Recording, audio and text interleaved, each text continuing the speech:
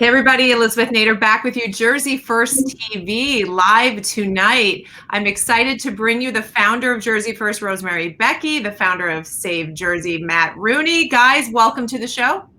Thank you. Thank you for having us. Great to be here.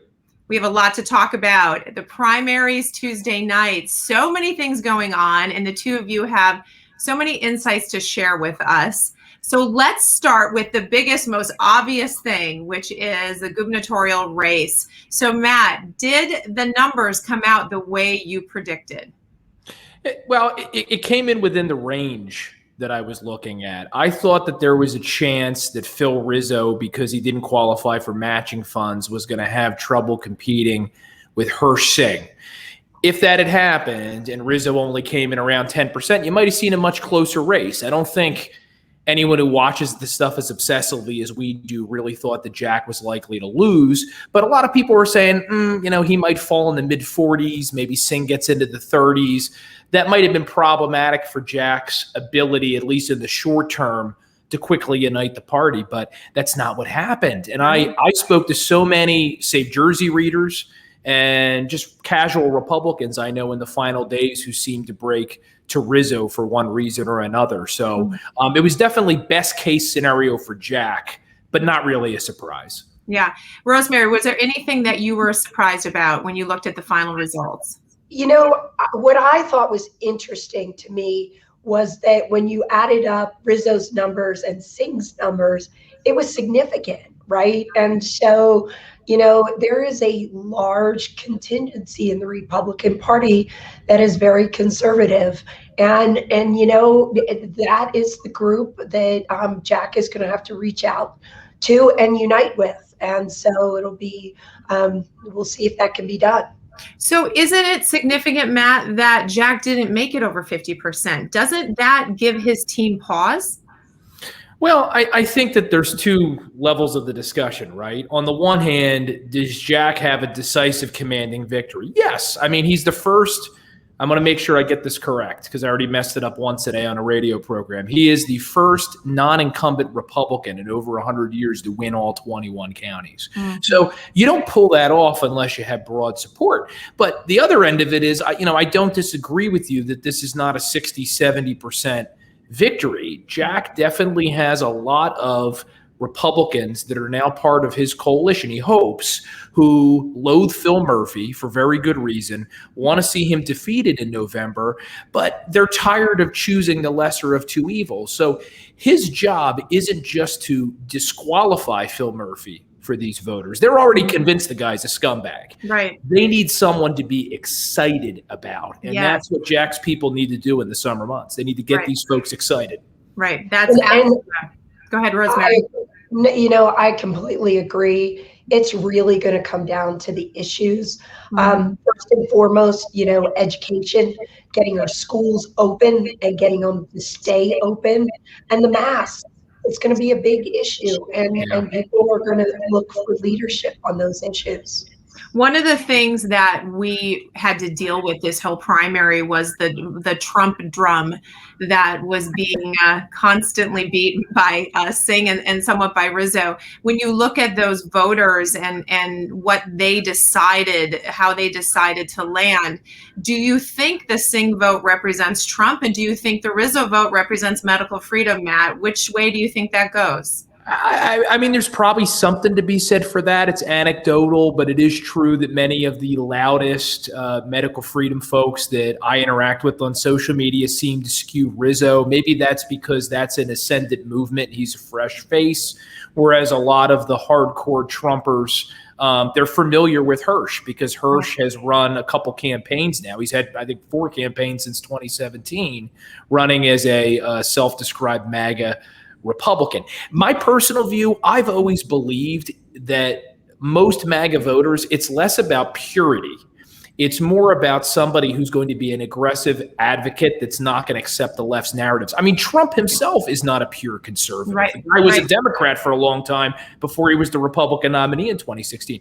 They want somebody that, like Trump in 2016, or Christie in 2009 is going to bully the people that have been bullying us in New Jersey for decades. Yeah, I love the way you say that. And that's such a great way of describing the Trump movement. I wish more people would hear that and understand that. But Rosemary, he is a force to be reckoned with in some way. Either he's going to hurt Jack, not be a factor, help in the midterms. What are we going to do about the Trump issue in New Jersey?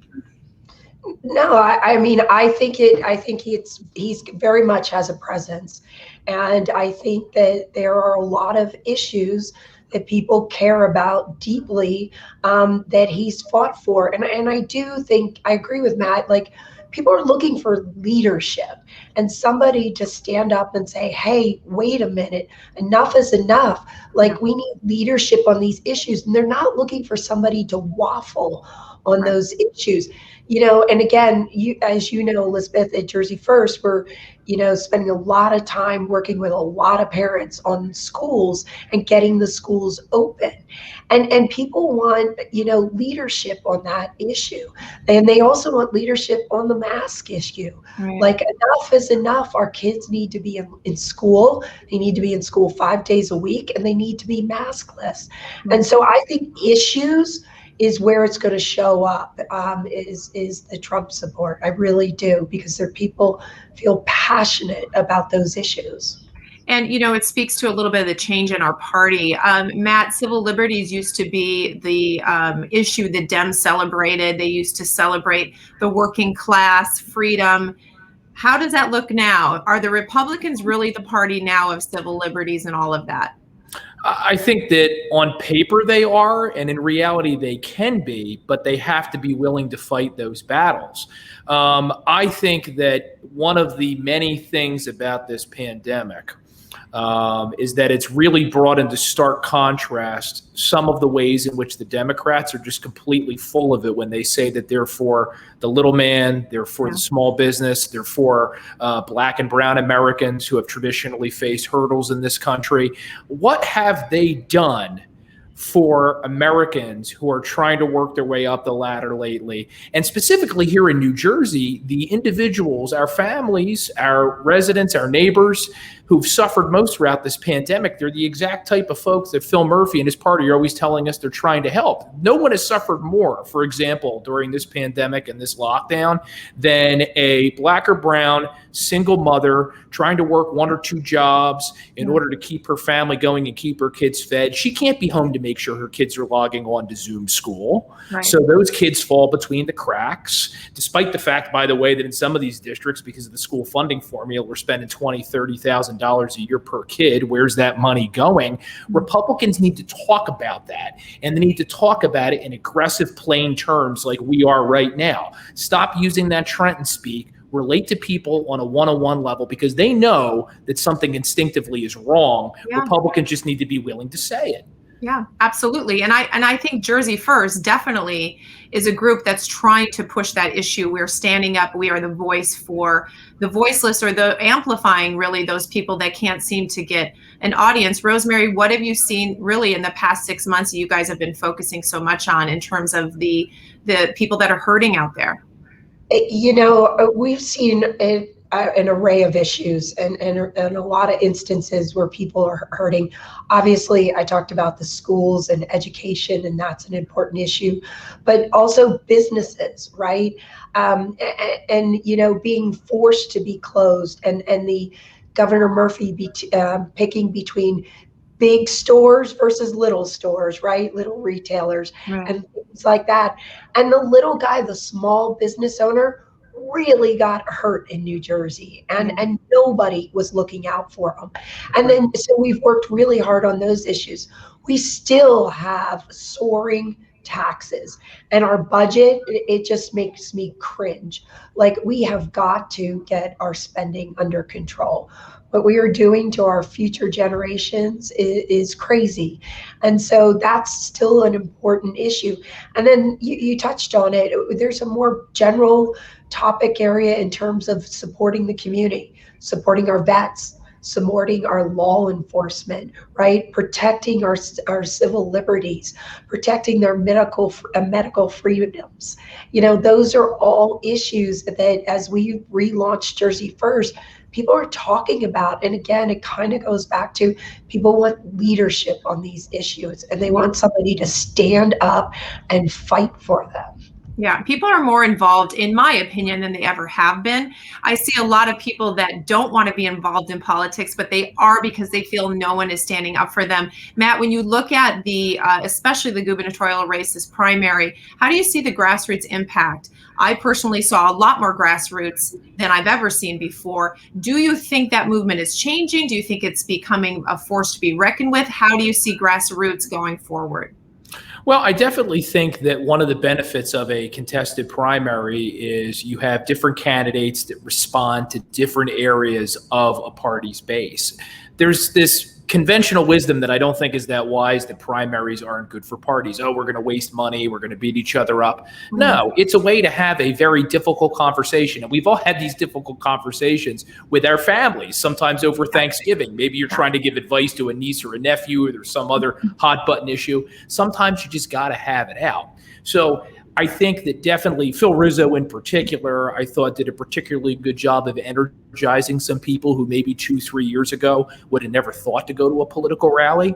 So I really do hope that he and his followers engage with Jack and the folks that voted for him and begin to focus upon a common goal, which the common goal here is to wake up our fellow citizens in the state of New Jersey and show them that not only has Phil Murphy done a terrible job looking down his nose at us as the elitist that he is, but also, again, failing to help the people that he's constantly telling us he and his party give such a darn about. So many people are getting left behind in this state, and we're spending a lot of money for this failure. It's unacceptable. It's unacceptable. And, we don't want to leave people behind from the primary either. So, you're saying, Matt, that you're hoping that the Rizzo supporters, the Singh supporters, get behind Jack. But Rosemary, what does Jack need to do to pull them in? These are people that are very committed to protecting their families, their children. They were excited by a lot of what those two candidates stood for. How does Jack need to pivot to get their excitement towards his campaign? So I'm going to tell you about an event that I was at last week, and they had it was a group of patriots, and they had a chance to have each of the gubernatorial candidates come speak to them. And as a group, they voted in terms of who they liked. And it actually wasn't Jack. They had decided that they were going to get behind Rizzo. And so the conversation that I witnessed as I was listening to them, because I was their speaker, was then unfolded in, well, if Phil loses the primary, then we all have to get behind Jack. And for the next 45 minutes, they had a dialogue and a debate. And a lot of people felt strongly that just don't tell me what to do. Don't expect me to just fall in line.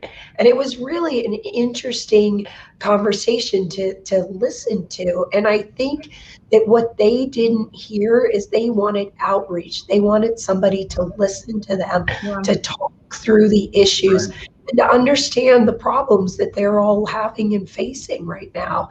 And so I think that that's a big part of bringing everybody together, is really getting out. And that's where I think grassroots really matters. I think it's being out there. I think it's being in the diners. It's being on the street corner. It's being in people's front yard and having those conversations about what matters to them. Absolutely. And so I think we all want to look forward to meetings this summer and hope that the candidates get together and discuss that, right? Bridges are built. Issues are focused on that matter to the grassroots. And, that's something that we hope for from the candidate. We do have a common goal, but we've got to get there with meaningful conversations. So let's switch from that, because we could spend an hour on that alone. And we give Jack a ton of free advice, right? Because he wants advice from us. So we'll just give him a ton of free advice. But let's talk about another really sort of the elephant in the corner, not so much in the corner, this primary, county lines. County lines really were a big deal this primary. Morris, it's their first season for it, the first primary for the line. We know two very specific issues, which would be Serena as well as Betty Lou. So Matt, talk about the county lines and how much impact you thought they had. Well, I mean, we were talking before we came on tonight. One of the big questions for New Jersey politicos coming into this cycle was Morris County has its first ever line. What's this line going to be worth since it's brand new? Well, now we know. Betty Lou DeCroce, by the time all the money's totaled, outside groups and her campaign combined may have spent up to like $1 million for her to try to hold on to her assembly seat. And it looks like she was unsuccessful. If you want my 2 cents, my opinion on lines, I kind of come down in the middle. I don't think they're necessarily a bad thing because there's something to be said for giving a party the right and the ability to organize. You got to remember, you ever been to a county committee meeting? Most of the folks in there aren't fat cats in the back room smoking cigars and making shady deals. It's people from your community that get involved in the Republican Party. But I think what's more important is how that line is awarding its privilege of being in the column. Is it done democratically, or is it just selected by a couple folks who are making the decision for the rest of the party? And if you do it correctly, and I think Morris County did a decent job this year, the big fear that a lot of activists had about the line is it was actually going to hurt democracy. Well, you just had a very powerful incumbent who had a lot of money behind her lose her job. So apparently that wasn't a bar to democracy. Good point. That's a good point, right? I mean, that was the big argument against the line was that it saves the incumbents and it protects them. And this actually went the other way. Rosemary, do you have a particular strong opinion about lines? I do in Morris because I think you really saw grassroots at its best. You had candidates that got out there, that talked to the county committee folks and won them over, right? And that's how they won the line. And so, I subscribe, I'm with Matt, I do believe that it needs to occur in that way, that it needs to be a democratic process in terms of the line. You don't want one or two people just anointing people. That's not, to me, that's not what we want to see. That's not how we get the best candidates. But I do think that in the case of Morris, we had people that worked and they worked hard. And it's very unfortunate what happened. But the people, the challengers were out there and from the get-go. There's a big difference between a chairman's line or a chairwoman's line and a committee person's line, right? Exactly. I mean, there's a difference in how it's done. I watched it firsthand. I'm on county committee in Morris. It was done well. Now it's a different situation with Serena. Matt, how do you see her particular situation related to the line? Do you think that was a democratic process? Well, look, I mean, I think in that county, it has less to do with how democratic the process is and more to do with the power of the person at the top. Sean Golden, who's also an elected official in that county, has a very strong political organization. Yeah. So really, I think procedurally, it's less instructive as to how Serena lost her seat if you're to analyze that element of it, and more to just do with the fact, and this isn't a shot at Laura Ali, who's a very impressive lady. It's just Sean Golden's been around a lot longer, and he's much more influential at this point with a larger percentage of the delegates in Monmouth County. Also, I got to say this. I've known Serena for a number of years. I like her quite a bit. I also know Jerry and I know Vicki Flynn a little bit. I got to interview her at SaveJersey, and she's also an impressive candidate. So, I'm a little agnostic when it comes to some of this stuff. I'm a free market guy. I'm a conservative, and I don't apologize for it. So long as it isn't a couple guys in the back room with cigars making the decision, I say, let the cards fall where they may. Power in the right hands, good power in the wrong hands is not. So it can change from time to time. Rosemary, do you see the line as something that can attract people to run for county committee? We have some of these counties where we have empty seats, like unbelievable numbers of empty seats. Does this not help really attract people who see that they can have major influence? Absolutely. And again, as you know, what Jersey First is all about is the grassroots. And again, That's what we want. We want people to get involved, and it starts with getting involved with county committee. Yeah. It really does. And so I hope it encourages people, and I hope it drives people to come out and say, hey, how do I get involved in this? Yeah, well, we are a bottom-up country, so there is a lot of power in county committee done right. So let's look at Senate and Assembly. Matt, did anything else stand out to you in this primary? And do you have any predictions that are a little more positive in what I'm reading for November regarding the balance of power in those two houses? Well, look, I think outside of Betty Lou DeCroce's loss, there weren't any major surprises in the primary. I think if you asked the people to watch this stuff for a living, that's the only one where they might have told you, well, I think Betty Lou's going to hang on, probably on the strength of how much cash she was spending, but it just wasn't enough. As far as what it tells us about November, I'm hoping there's some early signs of at least the potential to energize the Republican base. I think there comes a point where both parties are hungry, and that's because they've been out of power long enough. Certainly we saw that with Democrats in 2018 and 2020. They were tired of being out of power, and they certainly took it out on the other party at the polls. I'm hopeful that Republicans in New Jersey are starting to feel the same way. And look, let's not forget, I mean, we are always in the avant-garde of whatever the next national movement is here in New Jersey. It doesn't always feel that way, but even though she's not my favorite person these days, Christine Todd Whitman, her victory in 93 preceded the Newt Gingrich Republican Revolution in 94. Chris Christie, he came a full year before the Tea Party Revolution.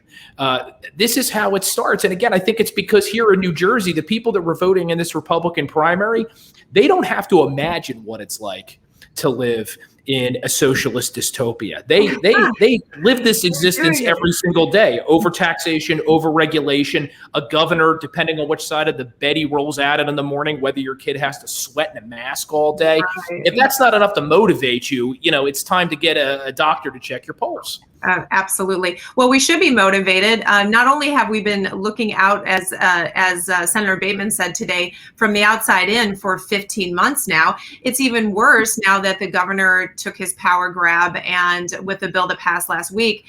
Rosemary, Republicans at this point, what are our chances of even seeing any little bit of change in power, considering all the things that have happened this year and that recent bill? I think it's going to be very, very difficult to see any change in power. But what I'd like to see is us to make some incremental process. And I'd like to see us, seats where somebody's retiring, like Senator Bateman. I want to make sure that that Mike Pappas picks up that ball and runs with it. So those are ones that I certainly am going to spend some time and knock on doors and help out in that district. So I think we can make some good incremental changes and pick up some good races. We've got some great people that are going to be on the ballot in November. So, it's time to kind of get rally behind them and really help out. So we want, obviously, everyone to be excited about the elections. We want people to show up and vote. And it seems like an obvious thing for those of us that are in this all the time. But as you saw in Georgia, when people feel disenfranchised, when they think that there is too much fraud or that it's already rigged, they don't even show up. Matt, is there a risk if Jack doesn't excite the conservatives and he doesn't actually have the broad appeal? Do we have a risk here that they actually will exit the process? Oh, absolutely. It's easy to forget, but Phil Murphy was elected in one of the lowest gubernatorial turnouts, if not the lowest in New Jersey history. Only something like 1 out of every 3 registered voters actually showed up and voted for governor in 2017, which when you think about the stakes even then, and that was before coronavirus and some of our more recent challenges. I mean, goodness gracious, how could you sit on the bench? But people did. And I'm maybe a little naive, but I don't think it's because people don't care. I think as you're kind of alluding to, Elizabeth, I think they've lost faith that things can actually change. I think in a lot of ways, Republican governors that have run and been successful in recent years promised to turn Trenton upside down. Some of them have arguably gotten turned upside down themselves. So Jack, I don't pretend to have all the answers. If he wants to call me, I'm happy to talk to him about it. But he's got to do something bold and early and dramatic to convince people he's different. Some of it may be policy based, and there's things that Rosemary and I would agree on. Like, how about calling to disband some Trenton departments? For so long, this Republican philosophy in this state, because we were so centered around winning some of the districts around Trenton, was don't tick off the state workers. Don't tick off the state workers. How about calling to get rid of some state departments? Someone who has spent their entire life and orients their entire vote every November about making sure they get a paycheck, we're probably not going to win them anyway. Right. But everyone else who's been negatively impacted by the virus, maybe it's their time that they're finally going to be willing to hear about how maybe we shouldn't have a Department of Community Affairs. I mean, it's in the title, Elizabeth. It's community affairs. What business does Trenton have having a department to police it? So big and bold. I think that's how he starts that conversation. Well, and I think people are going to be looking for that, Elizabeth. Yeah. People are going to be looking for that. Like, you know, Jack's background is he's an accountant. People want solutions. Like, what are you going to do when you have the pen? What's the first thing you're going to do? Right. And again, it goes to you can't. And as we've learned, you can't just lower taxes. You've got to cut the spending. It's the only way you get it done. And in this state, the spending is so out of control. It just needs to be reined in. And I think that's what people are looking for, is real solutions. We need to cut the spending. We need to audit the budgets. And, you know, it would be nice if the Murphy administration would show up today when they're discussing the $11.5 billion budget. It's incredible to me at this point how their arrogance is just, it's beyond, right? Matt, it seems as though he has really just crowned himself. I mean, that's it. He's King Murphy. He will do what he wants. So we've borrowed money we don't need. We have debt service on that. Where does this end if we don't stop this? Well, it ends in California. And look, I mean, the beauty of Phil Murphy and some of his ideological ilk is, I will give them this much. They're always telling you exactly what they're going to do. So many people I've encountered, and I live in a bluer part of New Jersey, are so surprised by how awful Murphy's been. And I tell them, he told you in 2017 that he wanted New Jersey to be California. Yes, have you visited California recently? The state that more than any other used to epitomize the American dream is now starting to resemble the third world in many substantive ways. It's disgusting. It's a disgrace. It's an un-American outcome. So, you know, ultimately here in New Jersey in 2021, we have to talk about this, but we also have to put things in moral terms. Because pivoting back to our other conversation for a second, speaking also as a millennial, we are conditioned to debt.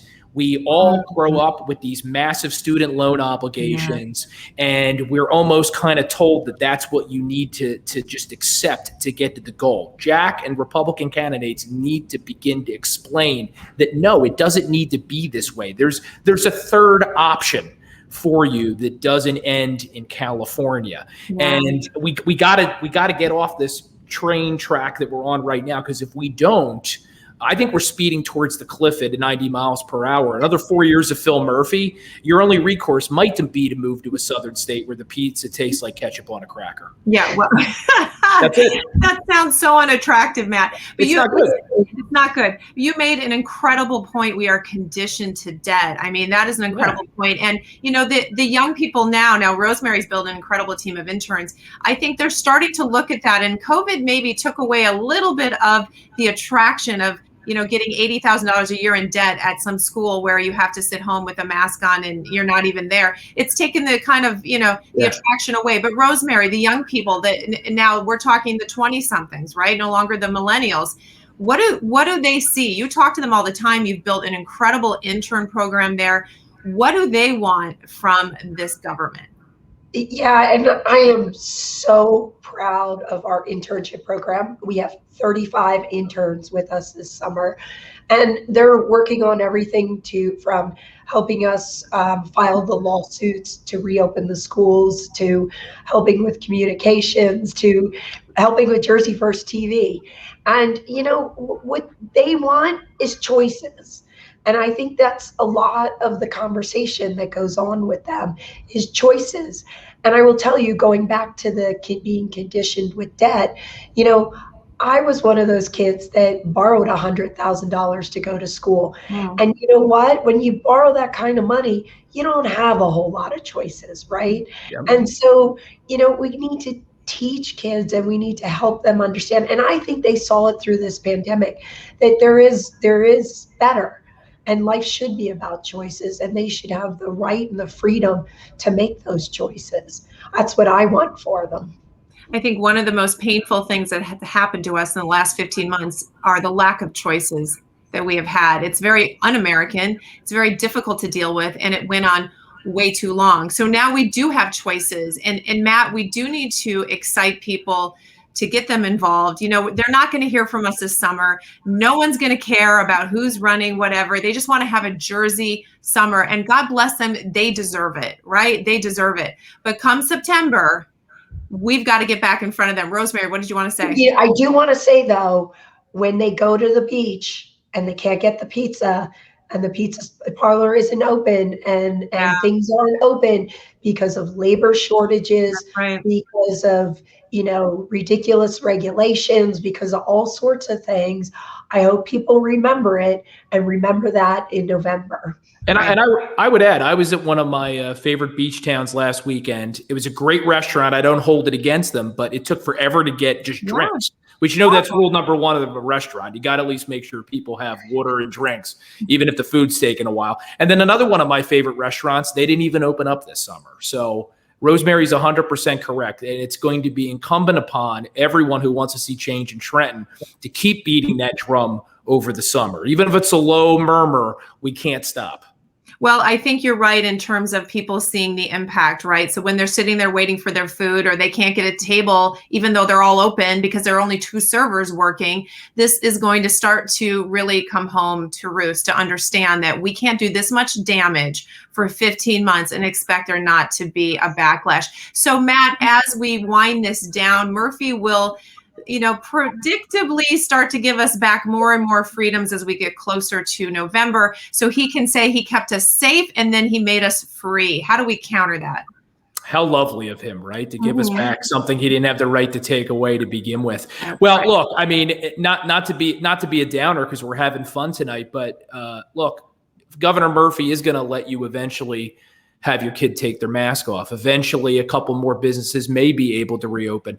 But the ones that he destroyed, a third of our state's small businesses in 2020, he can't bring them back. He can't bring back your Korean War vet father or uncle that died in a nursing home because of his administration's order that directed that they have to accept COVID positive patients. Imagine that. Some of these guys survived World War II or Korea, but they couldn't survive Phil Murphy.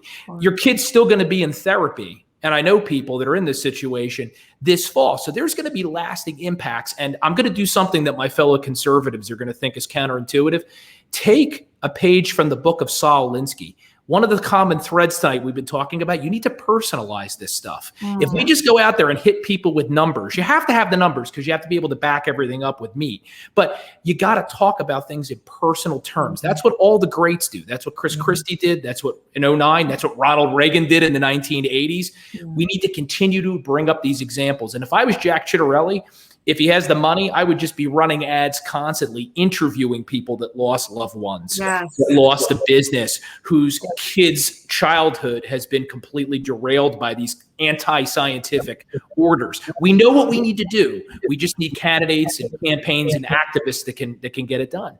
It's amazing. And you're so right. Anytime you personalize data, it's got to be to the household, to the person, to the child, to the business, to the father that died and you couldn't even see him.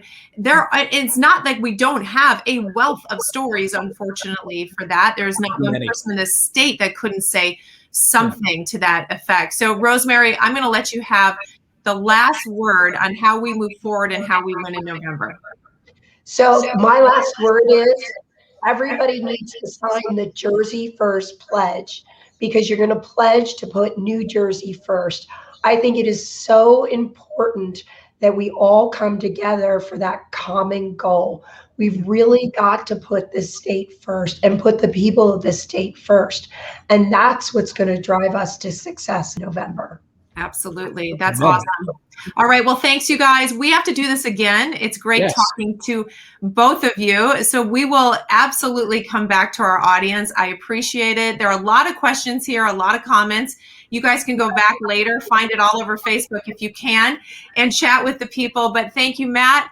Thank you, Rosemary. We appreciate you. And guys, we will see you next week. Go to jerseyfirst.org. Talk to you guys soon. Thank you. Bye.